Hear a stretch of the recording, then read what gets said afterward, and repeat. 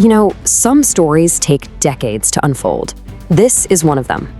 It starts with a single violent moment on a quiet street in Florida, and it just now, after more than 30 years, reached its final, very solemn conclusion.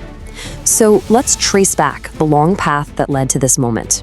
So those were the last words of Billy Leon Kearse. He said them just moments, literally moments, before the state of Florida carried out his death sentence. Think about that. An apology coming right at the very end of a chapter that took over 3 decades to finally close. And that really is the heart of it, isn't it? How on earth does a routine traffic stop spiral into something that ends with an execution 30 years later? It's a crazy story about consequences and, the incredibly slow, sometimes grinding wheels of justice.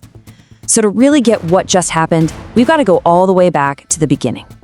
All right, so let's rewind back to that one single event that set everything in motion, a stop that turned unbelievably tragic. Picture this. It's the early 90s in Fort Pierce, Florida. Just another night. Sergeant Danny Parrish is on duty, and he pulls a car over. I mean, this should have been the most routine thing in the world, right? But in just a flash, the ordinary became the absolute unthinkable. And things escalated fast, terrifyingly fast. Kearse starts wrestling with Sergeant Parrish.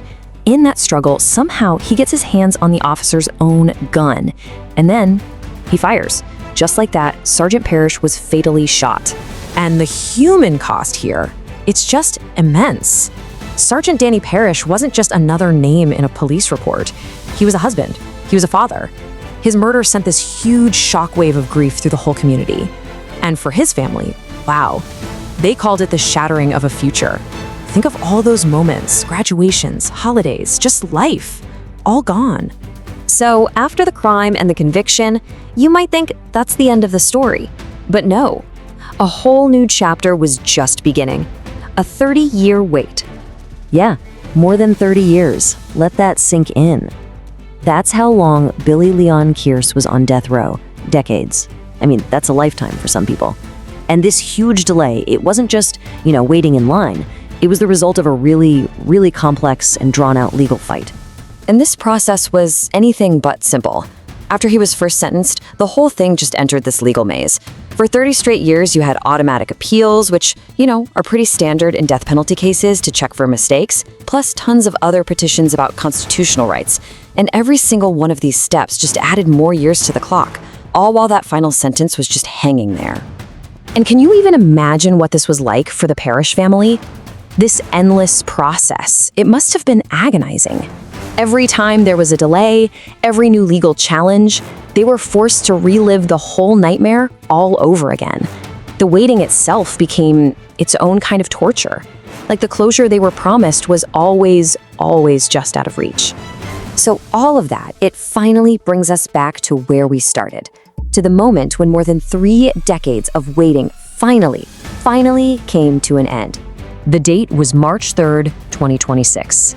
After all those years, all the legal back and forth, the final order to carry out the execution was in place. It was happening.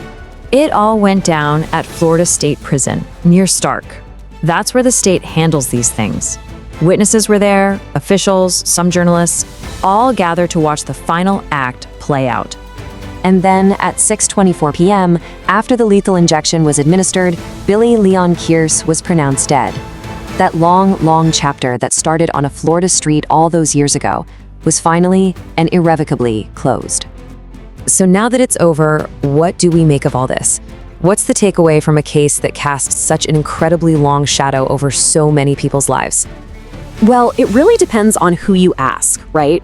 For Sergeant Parrish's family, it was a moment of closure. It ended that legal limbo, even though, of course, nothing can ever truly erase their grief. But for the state of Florida, it was something else. It was a statement, a reminder of their firm stance on capital punishment. And I think what this story really shows us is that justice, well, it's almost never simple. It's not clean. It's a messy process, full of incredible pain, decades of waiting, and this really complicated mix of law and raw human emotion. And that leaves us with this one big, lingering question. When a life is taken, a loss that can never be undone, What does justice actually look like? Is it just a verdict in a courtroom? Is it the simple passing of time? Or is it the final act of carrying out a sentence? I think this case, with its long and painful shadow, really makes you stop and think about that.